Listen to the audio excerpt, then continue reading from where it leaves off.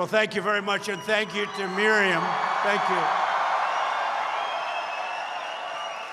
She's so cute. She said, I didn't finish my speech. What should I do? I said, go ahead and finish it. Don't worry about it. Don't let a little music get in your way. And it was a beautiful speech. That was a beautiful speech. Thank you both. These are great people, and they love Israel.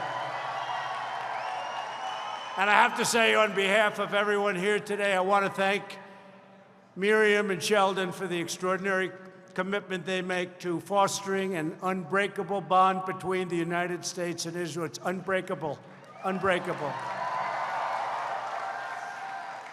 Each of you in this room tonight is a national treasure. Just remember that, too.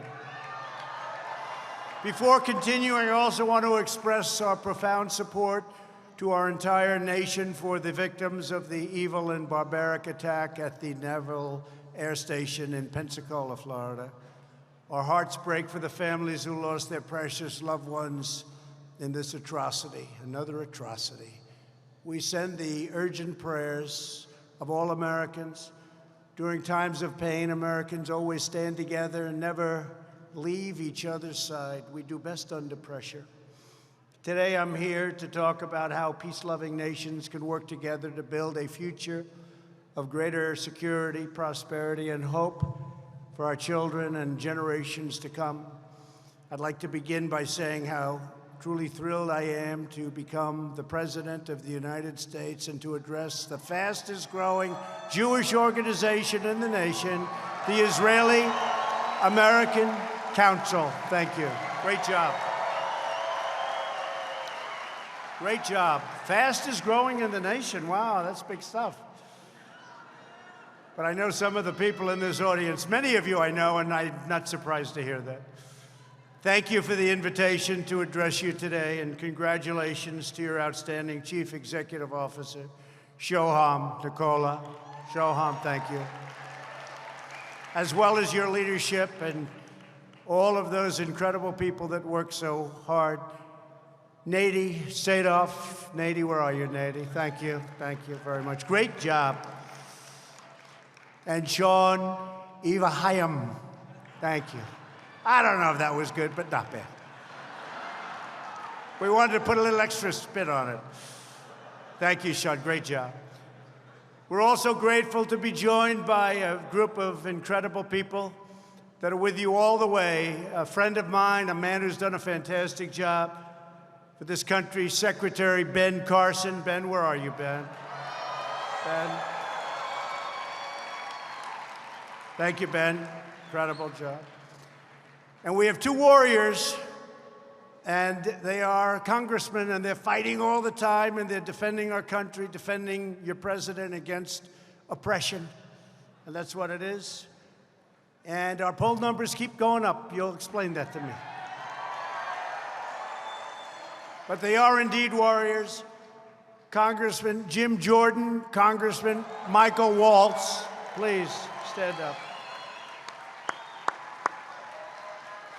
And we have a lot of politicians here tonight, but I have to ask a man that happens to be a truly brilliant young man. I'm a little bit prejudiced when I say that, but he loves Israel and he's fighting hard for Israel. He wants to make peace with your neighbors. And a lot of people say that can't be done.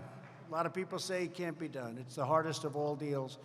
I love deals, and I used to hear the toughest of all deals is peace with Israel and the Palestinians. They say that's the toughest of all deals, but if Jared Kushner can't do it, it can't be done. Thank you, Jared.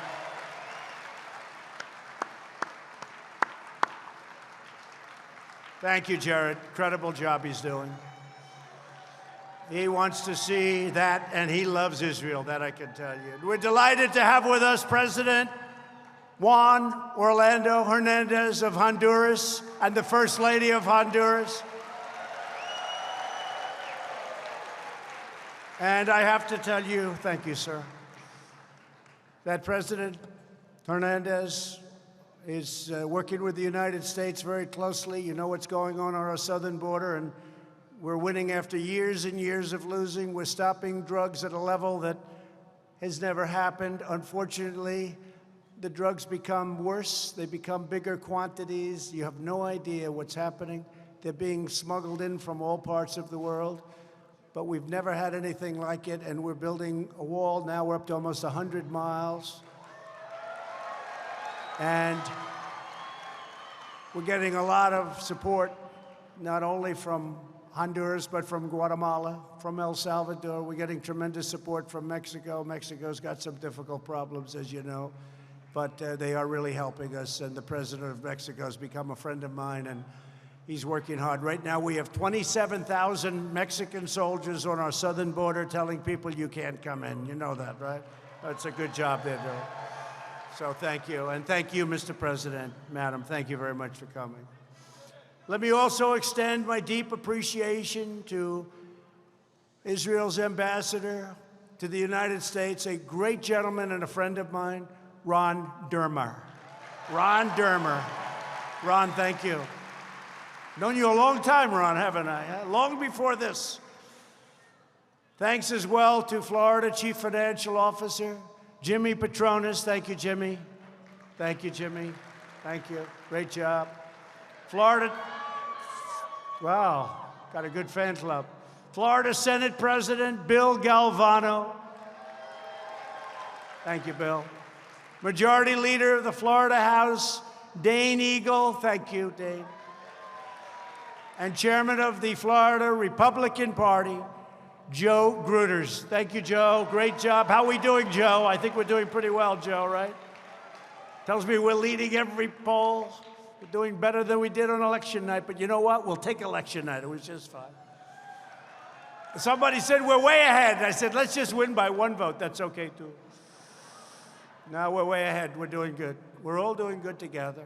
I also want to recognize Israeli Shalva Band for their amazing performance tonight.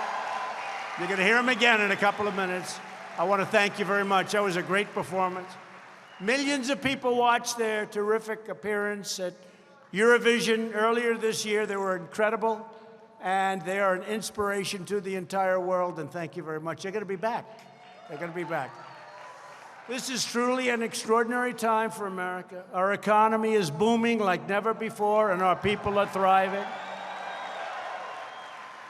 You saw what happened yesterday. It was announced that 266,000 jobs were added in November. And that shattered all expectations. They were thinking about 70,000. They were thinking about 90,000, which isn't so bad. 266,000. Plus, they corrected previous months, and you could add that to it.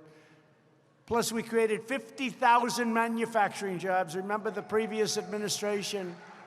You need a magic wand. Well, we're doing great with manufacturing. We're bringing manufacturing back.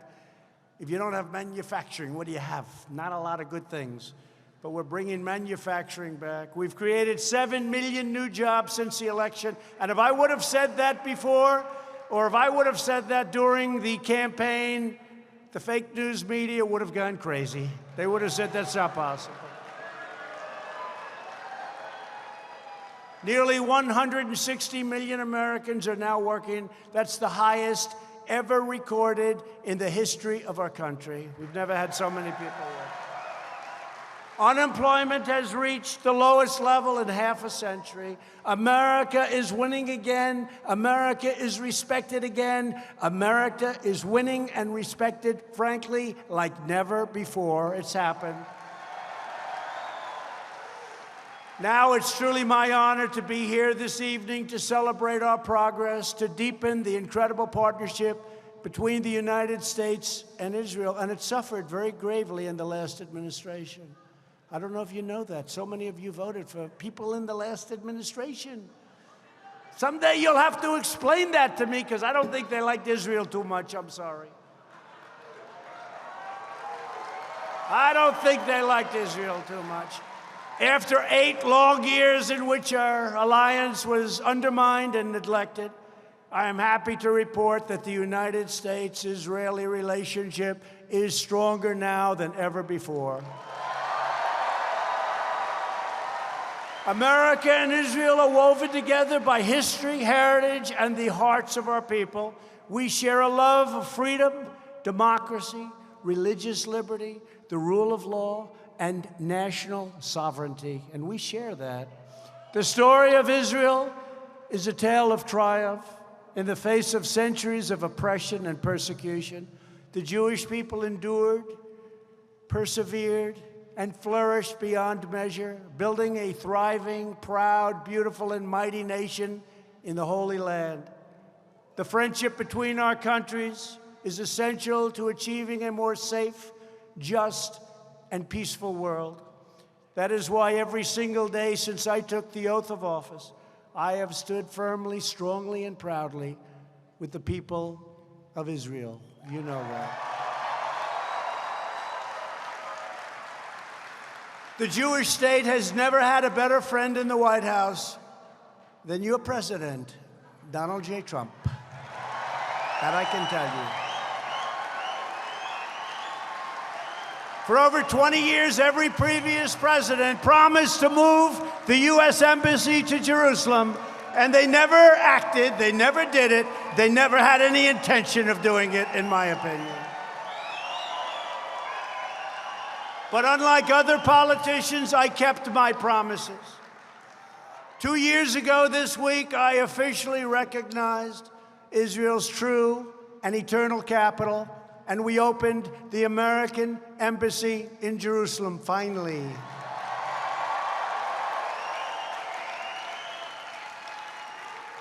And you know, that's an interesting story because David Friedman, do you know David Friedman, our great ambassador? Well, David was one of the most successful lawyers in New York, maybe the most successful lawyer in New York. But he loves Israel. He loves this country, but he loves Israel. And I called him, I know how much he feels about, you know, the heart. He'd go there all the time. I'd say, David, would you like to be the ambassador to Israel? You're giving up a lot. You're giving up one of the great practices in New York City. Would you like it? It took him about 2 seconds to say, yes, that's what I want to do. And he gave up his law practice, gave up a lot of great clients. He became the ambassador. And a lot of conflict was taking place, a lot of bad feelings, a lot of bad will. We have to get the people of our country, of this country, to love Israel more. I have to tell you that. We have to do it. We have to get them to love Israel more because you have people that are Jewish people that are great people. They don't love Israel enough. You know that. You know that. But David Friedman is not one of them, and he went to Israel and immediately made an impact. And then I said, you know, I want to do what no president has done. Many, many presidents said they were going to move the embassy to Jerusalem, and they never did it. And I understand why they never did it. They never did it because when they thought I was going to do it, and when they heard that I was going to make an announcement in 2 weeks, I started getting calls from everyone. I got calls from presidents. I got calls from prime ministers. I got calls from kings and queens. I got calls from everyone. Don't do it. Don't do it, please. Don't do it. It will be terrible if you do it. It will be horrible if you do it. And I heard this from many people. And then the time came closer and closer. And I did something that was smart because I learned then and there for that 2-week period, I was inundated. I learned why other presidents, in all fairness to them, why they made the campaign promise, but why they never got it off. Because they were besieged by foreign leaders, the top, the biggest people in the world. Call them. You wouldn't believe how many. Some countries you never even heard of were calling. I said, what's that country all about? And about a week and a half out, I said, listen, tell these people I'm going to call them back. I'm so busy. Yeah. True. I said, tell them I'm going to call them back. I'll get to them as soon as I can. And 1 week went by, and then 3 days went by, and then I made the announcement at the White House that we're moving the embassy to Jerusalem, and that Jerusalem will be the capital of Israel. Finally, somebody said it, right?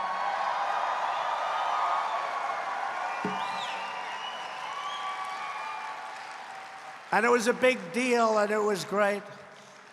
And a day went by, and a second day went by, and there was no violence. I heard there was going to be massive violence. They showed violence because about 20 people were violent in the front row, but there was nobody behind them. So CNN had the cameras very low, pointing to the sky.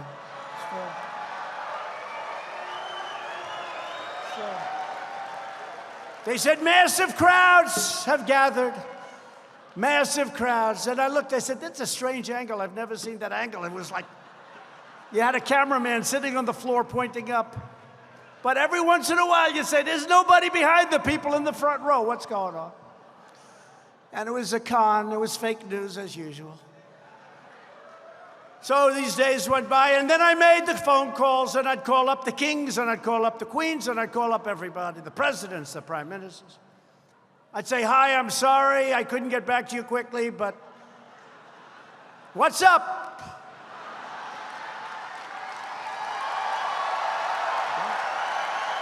What's up?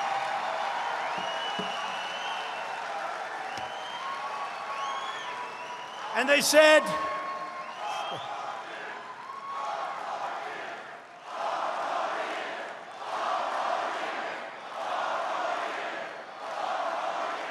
thank you.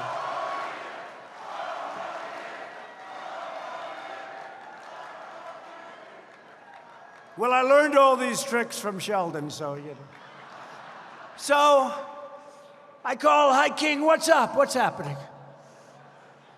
He said, I wanted to tell you I didn't like you doing that with Israel. Oh, man, I wish I called you back a little sooner. I'm sorry.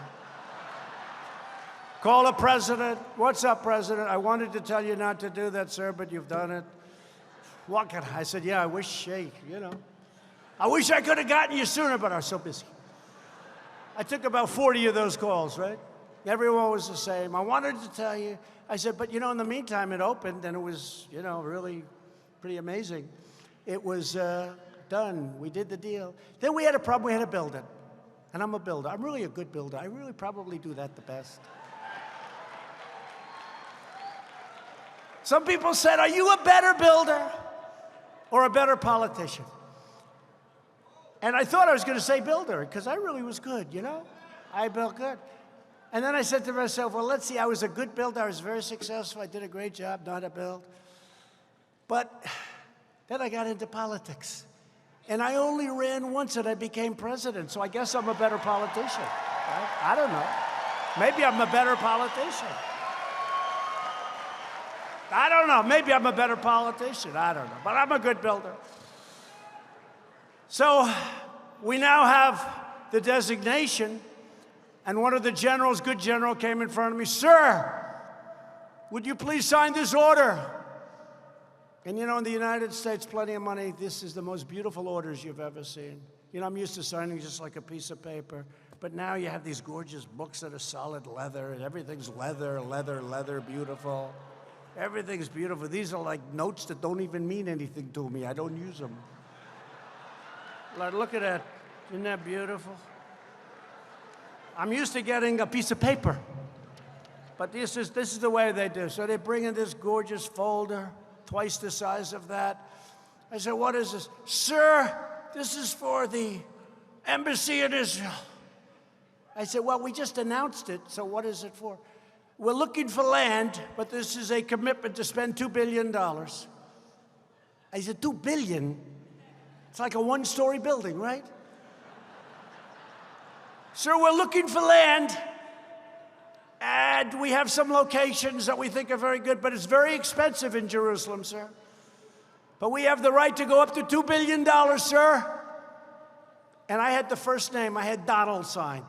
Then I heard it was $2 billion for the embassy, and I stopped signing it. And I called David Friedman. I said, David, I need some help. I just approved an embassy. They want to spend $2 billion to build the embassy, and I know what that means. You're never going to get it built. It'll take years and years. I said, you know what's going on? Yeah, they're looking at terrible locations. There are no good locations. You know why? Because we had the best already. We were there first, right? We were there early with you. He said, you know, but could you give me 2 days, sir? I'd like to take a look and see. She calls me back 2 days later. So we're going to spend $2 billion. And one of them is going to buy a lousy location. A lot of you are in the real estate business because I know you very well. You're brutal killers. Not nice people at all, but you have to vote for them. You have no choice. You're not going to vote for Pocahontas, I can tell you that. You're not going to vote for the wealth tax. Yeah, let's take 100% of your wealth away. No, no. Even if you don't like me, some of you don't. Some of you I don't like at all, actually. And you're going to be my biggest supporters because you'll be out of business in about 15 minutes if they get it. So I don't have to spend a lot of time on that. But David calls me back and he goes, sir, he always used to call me Donald. Now he can't help but call me President. I said, David, call me Donald. Yes, yes, Mr. President. I can't do it, sir. That's respect for the office, right? Maybe it's respect for me, but I've known him a long time. He goes, Mr. President, I don't feel, I have many friends like that. Richard Lefrak, Steve Roth, Steve Wynn. He calls me Mr. President. He always called me Donald. And they always return my call immediately upon the call being made. They used to take a day, a half a day. Now I call back. Give me Steve Wynn, please. He's on the phone. They're great people. But David calls you, Mr. President, I have good news. What's the good news? Tell me, I need some good news. I got people trying to impeach me. Don't forget, this has been going on for 3 years. This is before, I think maybe before I started coming down on the escalator with that beautiful First Lady. Is she an incredible First Lady? Think of it, I'm coming down the escalator, and people behind my back are trying to do a subversion of government. Think of that. That's what it's about. And we have, by the way, before, Jim Jordan, please stand up. Michael Waltz, please stand up, Congressman. Michael, Jim, warriors. I don't know if you have any other warriors in here, Congressman, but they are warriors. Support them. Support them. Support them. So the ambassador calls up, Ambassador Friedman, goes, sir, I have good news. What? By this time, you know, it's 2 days, so I'm thinking, I'm on to the next subject. Deal makers know what I'm talking. I'm like already on to the next. What? He said, you know, you asked me to check on the embassy in Jerusalem. Well, we already own a site that's much better than any site that's ever going to be bought. It's bigger, better, has better views. It's the best site in Jerusalem. And we can have setbacks, everything else. He said, I have more good news, sir. There's already a building on it. And we can take that building and renovate it. I said, no kidding. That sounds good to me. I love renovation because if you're smart, renovation costs you much less. If you're stupid, it costs you much more. You ever hear these guys, oh, it's more expensive to renovate a building. How do you figure that? You have a frame. You have the walls on the exterior built. I mean, how does it cost you more? If you're stupid, it costs you more. But David's smart, so he calls me. So they were going to do $2 billion, right? So David calls. We have the biggest site, the best site. It's already there. It's a building. It's mostly not occupied. And sir, we could redo it, I think, for $200,000. And it's the first time in my life I've ever said this. I said, David, that's too cheap. It doesn't even sound good. You got to go more. Usually I'm trying to cut price. But for $200,000, I said, what the hell kind of, hey, David, make it like $500,000. We'll do it for $500,000. And then I have a friend, Ron Barron, nice guy. You know Ron Barron, wealthy guy. He's in a beautiful building, and his office has a wall opposite the elevators going into his 40th story, 50th story of this office building. Very successful guy. He's got Jerusalem stone. Did anybody ever hear Jerusalem stone? And he drives me crazy. Every time I go to his office, he says, look at the Jerusalem stone. He's been saying it. I said, Ron, you've told me that 10 times. But I've heard Jerusalem stone for 10, 15 years, right? Look at it, Donald. I'm getting off the elevator. I said, Ron, I've seen a lot of stuff. But this is Jerusalem. It comes from Jerusalem. So I say to David, David, let me ask you a question. Jerusalem stone. Let's do the whole damn building in Jerusalem stone. You got so much Jerusalem stone? I said, is it available, David? He said, we have so much, we don't know what the hell to do with it. So he has a wall opposite the elevators, rich guy, and I got a whole damn building made out of Jerusalem stone.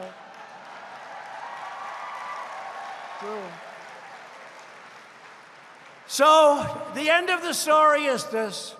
I say, David, let's go. He calls me up in 3 months. He said, sir, the building's just about done. I said, good, how much? Less than 500,000. It's all Jerusalem stone. We have an opening. Now, but think of this, right? So we're going to spend $2 billion. It wouldn't be built, Sheldon, for 10 years, 50. Don't forget, at some point, whether it's 5 years from now, 9 years from now, 13 years from now, I'm doing this to drive the media crazy. Because a lot of them say, you know he's not leaving, don't you? One of these characters, these people are so stupid, one of them said, you know he's going to win, don't you? And you know, at the end of his second term, you know he's not leaving. He's not leaving. You know that. And I thought, he's a comedian. I thought he was kidding. He's for real. So now we have to start thinking about that, because it's not a bad idea. No, but these people are going crazy always. When they all scream 4 more years, I always say, make it 12 years and you'll drive them crazy. 12 more years. But if I don't get the building built, it's never going to get built, because you're going to have some guy like Obama or Crooked Hillary. By the way, could you imagine Crooked Hillary Clinton I'm telling you a story, what happened, right? We're going to spend billions to build this embassy, and we built it for less than $500,000 in a better location that we already own. We were there a long time ago, had it a long time. Could you imagine her saying, let's see if we can build it for $493,000 instead of $2 billion? Okay. Number one, it would have never been designated. It wouldn't have happened. So she wouldn't have to worry about building it, because it would have never happened. But I am honored to say that we went there, we cut the ribbon, the building is totally gorgeous. Maybe someday you'll build a new one. I wouldn't advise it. I'd say fix it up and do a job. But you've got a beautiful embassy. It's in Jerusalem, and you have something that you've always wanted. It was a great, great day. And to support Israel's security, I've also recognized Israeli sovereignty over the Golan Heights. And that was another thing that was going to take. Every president said that also. Not with the same aptitude and not with the same strength of what they were saying about Jerusalem and the capital, but they were all talking about Golan Heights. It's been worked on for exactly 52 years. People would have summits over the Golan Heights. They'd fly in, they'd stay for 2 days, they'd negotiate, leaders of countries. For 52 years they'd do this. They'd have summits every 2-3 years, talk about the Golan Heights. I said to David, tell me about the Golan Heights in 30 seconds or less. He said, it's high, it's important, it's sovereign, it's security. I said, what do you think, David? He said, I think you could do it. I can't believe you're even asking me this question. Where did you come up with this idea? I said, I've been hearing about it for years. 52 years, and I get bing, and we did it. It was done. It was done.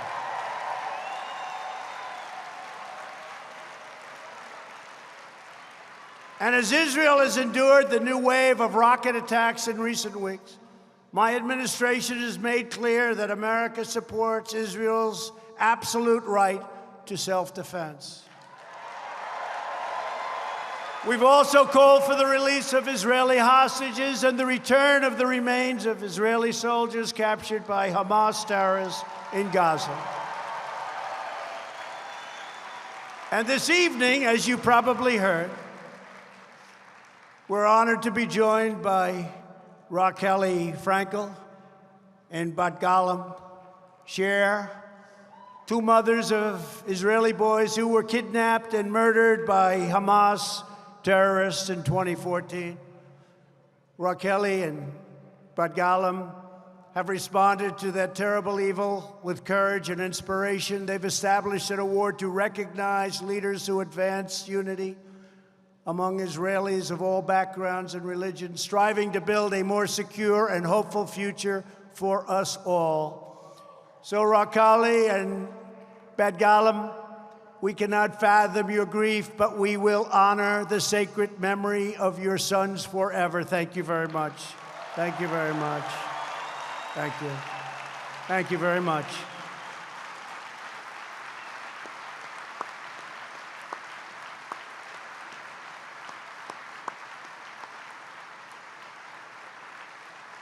Thank you very much.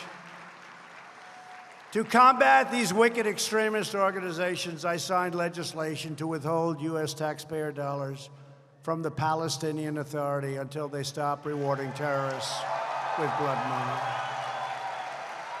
Another thing that no other administration would do, I would say to them, I went back and spoke to negotiators, because for years and years they've been trying to make this deal. I said, did you ever hold back the money? They said, no. Why? We didn't think it was right to do. I said, I do. I do. So we don't pay anything anymore.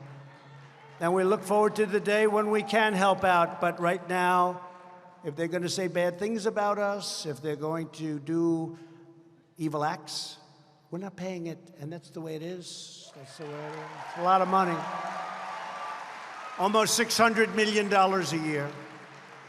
So we withhold it, and hopefully we'll work a deal and everybody will be happy. But I don't know how the hell you negotiate a deal when you're paying them money. How did that happen, Sheldon? Who was negotiating that deal, Sheldon? It wasn't you, I can tell you. That was one of my first things. I said, how do you do that? You have this deal, you're paying hundreds of millions of dollars, and they're saying bad things. No, that's not the way. They're not the only country I've done that to. We've done that to numerous countries. Across the Middle East, my administration has made historic progress to crush the depraved and sinister forces of radical Islamic terrorism.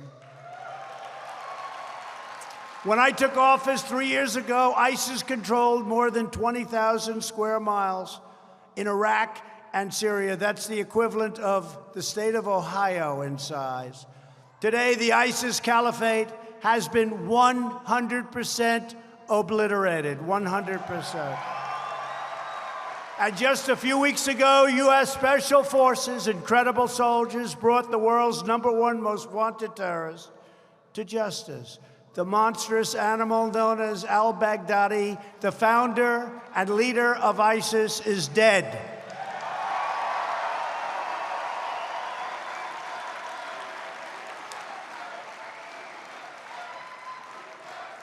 Never again will this savage killer hurt another man, woman, or child. You saw the men in the orange jumpsuits with somebody behind them, a savage with a knife, and they chopped off the head. That was al-Baghdadi. That was al-Baghdadi's people, and a lot of people died that way, and they died a lot of other ways too. And he died a rough way.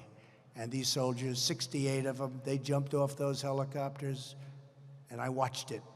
It was incredible. I literally was able to watch it because of what we can do technologically. I watched it, and it was an incredible sight. They jumped off long before those helicopters were anywhere near to the ground. Michael would understand that very much because he was a great soldier. But they jumped off those helicopters, and they charged that house, and the enemy didn't have any idea what the hell hit them. It was incredible, actually, to see. Incredible. Our message to the bloodthirsty terrorist is clear. You don't stand a chance against the awesome power of the United States military. I have rebuilt the United States military. When I took it over, it was depleted. It was old. We had fighter jets that were 50 years old. It was old, it was tired. Now we've spent $2.5 trillion on rebuilding our military, and we have a military that's the most advanced, the most powerful by far of any in the world. $2.5 trillion. We rebuilt our military. My administration is also confronting the world's #1 state of terror. You know who that is?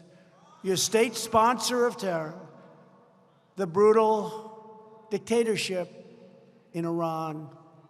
And I said to Sheldon, what do you think was bigger, Israel And if you look, what was the bigger thing?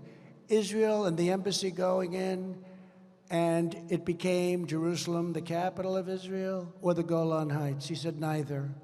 I said, what do you mean, neither, Sheldon? He said, the biggest thing you did for Israel was breaking up and terminating the horrible, one-sided, catastrophic deal that was made by President Obama. Right?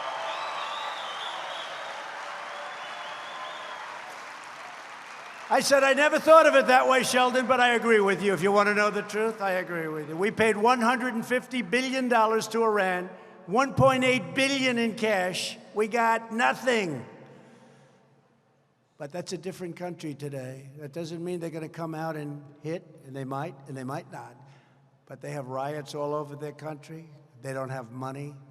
We put sanctions on them, the strongest sanctions ever imposed on a country. And let's see what happens.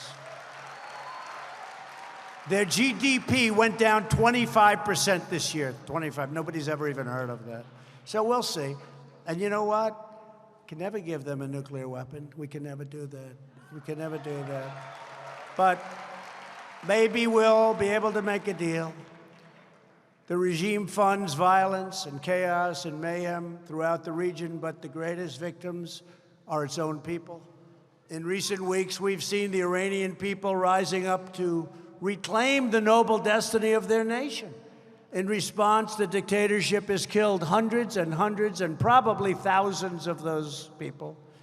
Probably thousands. You know, they turned off the internet. There's no internet. There's no form of communication. I believe thousands of people have been killed. Thousands and thousands of people have been arrested. America will always stand with the Iranian people in their righteous struggle for freedom. The Iranian regime routinely traffics in the most toxic and heinous anti-Semitism. You know that better than anybody. Last year, the country's supreme leader, as they call him, said Israel is a malignant, cancerous tumor that has to be removed and eradicated from the face of the earth. We must never allow a regime that chants death to America or death to Israel to obtain a nuclear weapon. That's all we can say. And it's for this reason that I withdrew the United States from that disastrous Iran nuclear deal and implemented those sanctions, which are so biting and so tough. We're also working to free hostages unjustly detained around the world, including in Iran. This morning, you probably read and probably saw, I announced that Zi Wang, an American citizen and Princeton University grad student, imprisoned in Iran for 3 years during the Obama administration, taken during the Obama administration, was not a spy, by the way, is coming home. Throughout history, anti-Semitism has produced untold pain, suffering, evil, and destruction. We must not ignore the vile poison or those who spread its venomous creed. My administration is committed to aggressively challenging and confronting anti-Semitic bigotry in every resource and using every single weapon at our disposal. Roughly 80 times this past decade, the United Nations Human Rights Council has denounced Israel while ignoring many of the worst human rights abuses anywhere in the world. To call out this egregious hypocrisy, I withdrew the United States from the UN Human Rights Council. Recently, the European Union Court of Justice has also tried to discriminate against products made in Israeli settlements, advancing the agenda of anti-Israeli boycott, divestment, and sanctions movement, or commonly known as BDS. You know all about it. You know all about it, right? My administration has now corrected a long-standing injustice by officially declaring that international law does not prohibit civilian settlements in the West Bank. And as president, I want to be very clear, my administration vigorously condemns the BDS campaign against Israel.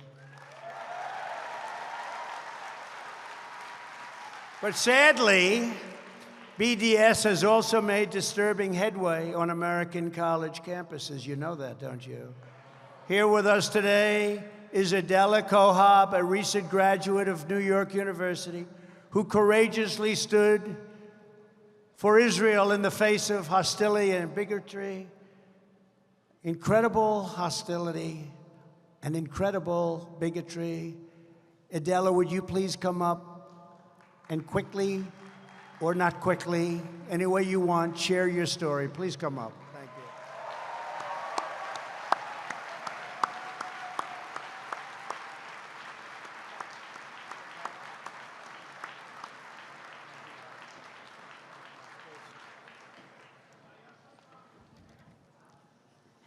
Thank you. My name is Adela Cojab, and 6 months ago, I took legal action against NYU, only 2 weeks before graduation.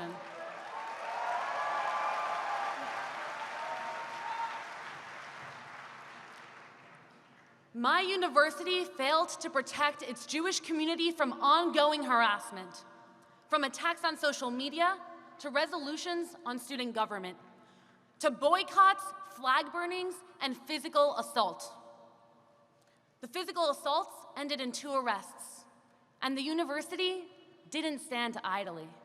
Instead, they gave an anti-Israel hate group the President's Service Award, the highest honor you can receive as a group on campus.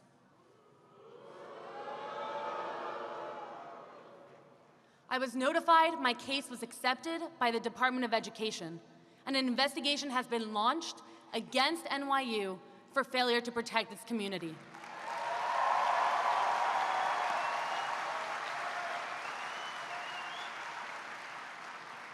To all of the students in the audience today, don't be afraid to stand up, because you deserve better.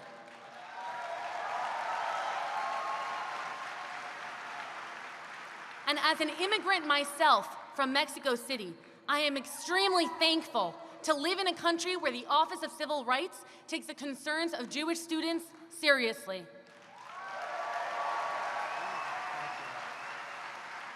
Thank you, Mr. President, and thank you all for supporting the work that we do on campus.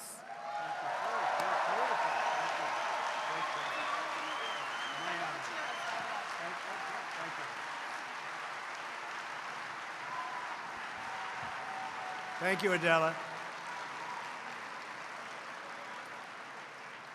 Thank you very much, Adela. Shockingly, a number of far-left members of Congress have also recently joined the international effort to bully, attack, and denigrate Israel. And it's incredible what's been happening with your Congress. 10 years ago, it was unthinkable. 6 years ago, it was pretty unthinkable. And now to see what's going on and to watch Nancy Pelosi and these people be pushed around is unbelievable. Earlier this year, a number of prominent Democrat lawmakers sponsored legislation to support the BDS movement. You know that, right? Outrageously, the resolution compared boycotting Israel to boycotting Nazi Germany, a grave insult to the memory of the 6 million Jews who were murdered in the Holocaust. You remember that, don't you, where this was just put before Congress. This is different than what it was. This couldn't have happened 10 years ago. Couldn't have happened 20 years ago. It would have been impossible. 10 years ago it would have been impossible. You've got to be very careful. Make no mistake. Radical lawmakers who support the BDS movement are advancing anti-Israel and anti-Semitic propaganda, and Americans will not stand for it. We're not going to stand for it. We've also seen far-left members of Congress proliferate dangerous anti-Semitic rhetoric. You've seen it. It's rhetorically and morally unacceptable.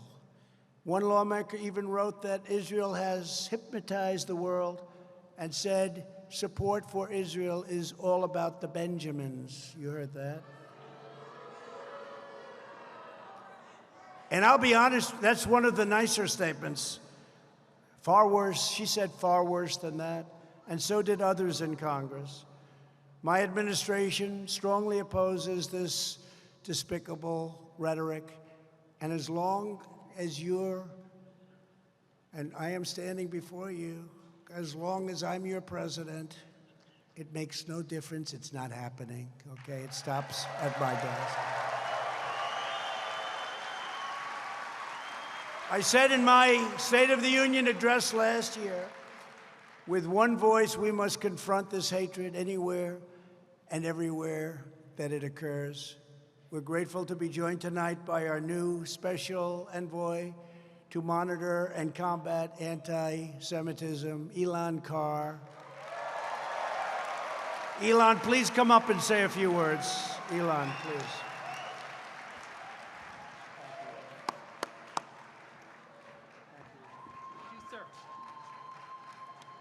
Thank you, Mr. President. And thank you for making the fight against anti-Semitism what you always call the vile poison of anti-Semitism. That's exactly what it is. Thank you for making this fight a top priority for our country. My friends, these past few weeks point to the breadth of the work that we're doing. I recently returned from Germany, where I met with leading law enforcement and justice officials from 7 separate German states to coordinate our efforts to prosecute and punish anti-Semitic hate crimes. In that same trip, I was in London, and I addressed an audience in the British Parliament about rising anti-Semitism in that country. And then in Paris.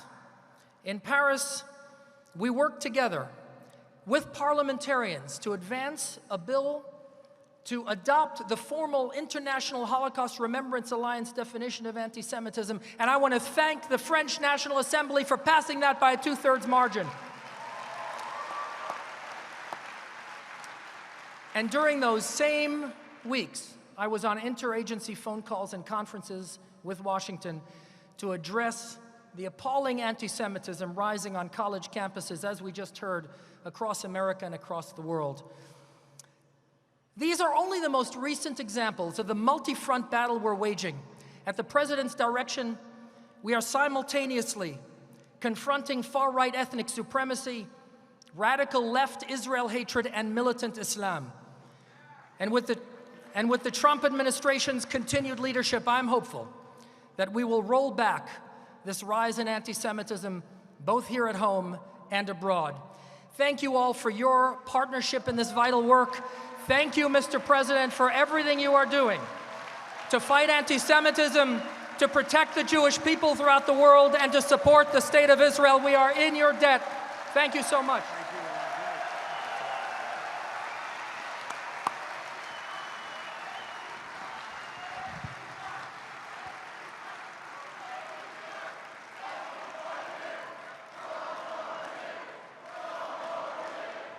Thank you very much. Thank you very much. Thank you, Elan. From America's earliest days, Jewish citizens have made some of the greatest and most extraordinary contributions to American life and culture. Jewish Americans have fought, bled, and died in every major American war dating back to our struggle for independence. On this very morning, 78 years ago, more than 2,000 Americans were killed in the surprise attack on Pearl Harbor. 3 days after that attack, a Jewish American airman from Brooklyn, Master Sergeant Meyer Levin, was among the first Americans to bomb a Japanese warship. Sergeant Levin went on to fly in more than 60 harrowing missions in World War II, a great hero. In 1943, he volunteered for another dangerous mission. On his way back, he and his crew were caught in a violent storm and their plane began to stall. Sergeant Levin's final act was one of selfless sacrifice. He unfastened the life raft and gave it to his fellow airmen. As they jumped out of the crashing plane, he shouted, "I hope you make it, I hope you make it." 3 American airmen survived that day because of Sergeant Levin's extraordinary valor. One of those brave airmen was his friend, Jack Mastersoff, also a Jewish American from Brooklyn. Jack went on to complete another 43 missions in World War II. After the war, he came home, got married, and soon he had 2 sons. One of them is Alan Mastersoff, a veteran of the Army Reserves who spent 17 years as a police officer. Alan would not have been born without Sergeant Levin's bravery, and Alan joins us here tonight. And Alan, I will tell you, your presence this evening testifies to the love and the strength of a great American hero. And thank you very much for being here. Thank you very much.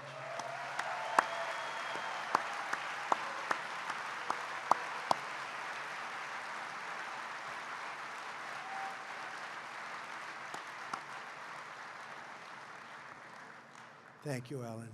In every generation, Jewish American patriots have strengthened, sustained, uplifted, and inspired our nation.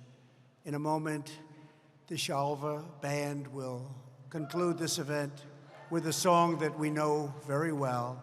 Before they do, I want to tell the famous story behind it. In 1918, a young Jewish American soldier stationed at Camp Upton in New York wrote a prayer in the form of a song. His name was Irving Berlin, maybe the greatest of them all. And he held that song close to his heart for more than 20 years. He did not release the song until 1938, as the world learned of Hitler's evil atrocities against the Jewish people. On November 10th of that year, his song broadcast through the radio and into the homes all across the country. Millions and millions of people were inspired. It was the first time Americans heard Irving Berlin's timeless hymn, God Bless America.